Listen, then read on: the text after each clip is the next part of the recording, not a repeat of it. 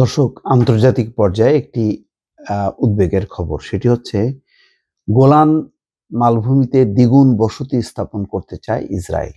আপনারা জানেন, মানে ইসরায়েল একটা সুযোগ নিয়েছে। যখন নাকি সিরিয়ার বিদ্রোহী বাহিনীর হাতে বাশার আল আসাদের পতন হয়, তখন দ্রুত বেগে ইসরায়েল অগ্রসর হয় সিরিয়ার দিকে এবং তারা গোলান মালভূমি তাদের ক্যাপচার করে, তাদের নিজেদের নিয়ন্ত্রণে আনে এবং একই সঙ্গে তারা সিরিয়ার বিভিন্ন পয়েন্টে 500-র উপরে বিমান হামলা চালায়। তারা বলছে যে এই বিমান হামলাগুলো দিয়ে তারা তাদের যেই নৌঘাঁটি, সামরিক ঘাঁটি, বিভিন্ন স্থাপনাগুলো ধ্বংস করে দিয়েছে, যাতে ভবিষ্যতে এইসব ঘাঁটি ইসরায়েলের বিরুদ্ধে কখনো ব্যবহার না হতে পারে।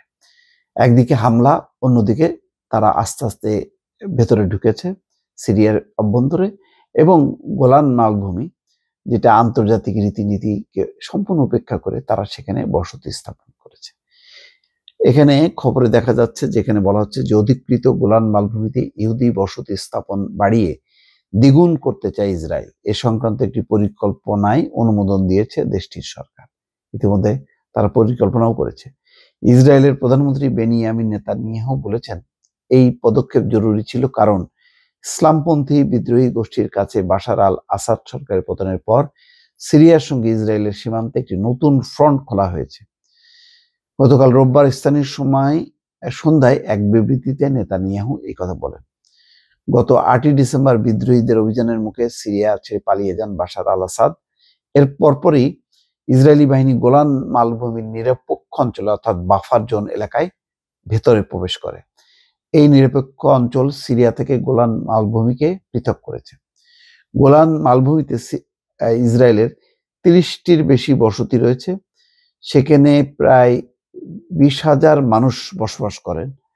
আন্তর্জাতিক আইন অনুযায়ী এই বসতি অবৈধ, যদিও এই নিয়ে ইসরায়েলেরও আপত্তি আছে। তবে ওই অঞ্চলে প্রায় 20,000 সিরীয় বসবাস করে। তারা মূলত দ্রুজ আরব। ইসরায়েল যখন ওই অঞ্চলের দখল নেয়, তখন দ্রুজ আরবরা তাদের বসতি ছেড়ে যায়নি। নেতানিয়াহু বলেন, ইসরায়েল ওই অঞ্চলের দখল রাখবে, সমৃদ্ধ করবে এবং স্থিতিশীল রাখবে।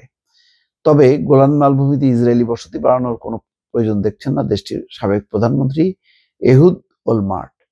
এটা মোট কথা ইসরায়েল তার আগ্রাসী নীতির আরেকটা হলো অংশ। এই অংশে তারা তাদের অবস্থানটা শক্তিশালী করবে এবং কন্ট্রোল করবে, যাতে সিরিয়ায় আবার কোনো এমন কোনো বিদ্রোহী গোষ্ঠী না জন্ম নিতে পারে, অথবা যারা ক্ষমতায় আসে তারা যাতে কখনো ইসরায়েলের বিরুদ্ধে দাঁড়াতে না পারে, সেই জায়গাটা তারা নিয়ন্ত্রণ করবে, অর্থাৎ পুরো সিরিয়াকে নিয়ন্ত্রণ করবে। অন্যদিকে সিরিয়াকে যাতে ইরান ব্যবহার করতে না পারে, সেই বিষয়টিও তারা নিশ্চিত করবে। মোট কথা তারা আরেকটা ইসরায়েল ছেড়ে তারা আরো ভিতরে অগ্রসর হলো এবং মধ্যপ্রাচ্যে তাদের নিজেদের নিরাপত্তা বাড়ানোর জন্যই গোলান মালভূমিকে দখল করে তারা একটা আধিপত্য বিস্তারের একটি বা তাদের রণকৌশল সেটা তারা বের করলো। ভবিষ্যতে কি হবে, এটা একটা সংঘাতের আরেকটা নতুন ক্ষেত্র তৈরি হলো বলে আন্তর্জাতিক বিশেষজ্ঞরা মনে করছেন। দর্শক, ভালো থাকবেন। আল্লাহ হাফেজ।